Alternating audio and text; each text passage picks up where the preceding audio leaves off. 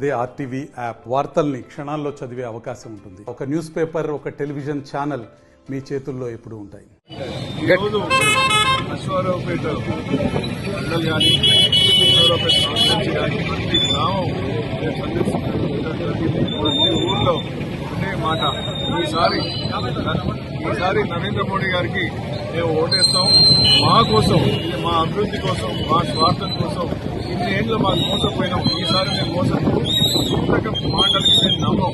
ఈసారి ప్రగతి కోసం, అభివృద్ధి కోసం, మన దేశం కోసం, రామరాజ్యం కోసం, సువర్ణ కాలం కోసం, మేము మా కోసం, నేను ఈ గడ్డ బిడ్డను కాబట్టి మా ఊరు కూడా అశ్వారావుపేట కాన్స్టిట్యూన్సీలో వస్తుంది. నా స్వగ్రామం నుంచి వచ్చిన కాబట్టి ఇక్కడున్న ప్రజలకి, ఇక్కడున్న గిరిజనులు కానీ, ఇక్కడున్న పేద ప్రజలు వారి అవసరాలు నాకు తెలుసు. వారికి ఏం కావాలో నాకు తెలుసు. ఈ ప్రదేశానికి ఏం కావాలో తెలుసు. ఖమ్మం జిల్లాకి ఏం కావాలో తెలుసు. మోడీ గారు అక్కడ అనేక వరాలు ఇస్తున్నారు, కానీ తెచ్చేటోళ్ళు ఇక్కడ లేరు. ఈ అశ్వారావుపేటకి పామాయిల్ బోర్డు కావాలి. ఈ స్ట్రీట్స్ అన్ని క్లీన్ గా ఉండాలి.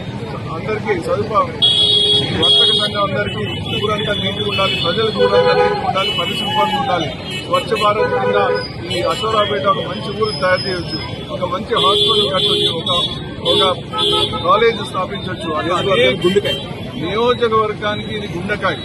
దీన్నే ఇంత దుస్థితిలో ఉంటే గత 10 సంవత్సరాలలో ఏ ఒక్క ప్రాజెక్ట్ అన్నా ఇది గర్వపడేటట్టు, చొక్కా లేపేటట్టు, మాకు ఈ ప్రాజెక్ట్ ఉంది, మాకు మనీ ఉంది, మాకు వజ్రం ఉందని ఏదన్నా ఒకటి ఉందా నాకైతే ఏం కనపడట్లేదు.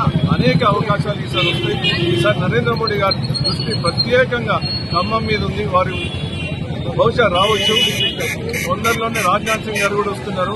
నాకు కనుక ఈ అవకాశం వస్తే అశ్వారావుపేట నా భుజాల మీద వేసుకొని ఈ అభివృద్ధి చేస్తా అని ప్రజలకి నేను విజ్ఞప్తి చేస్తున్నా. ప్రజల దీవెనలు కూడా నరేంద్ర మోడీ గారికి ఉంది. వారి సైనికుల్లాగా నాకు కూడా ఉందని నేను భావిస్తున్నాను. ఈసారి ఖమ్మం ఖచ్చితంగా కమలం.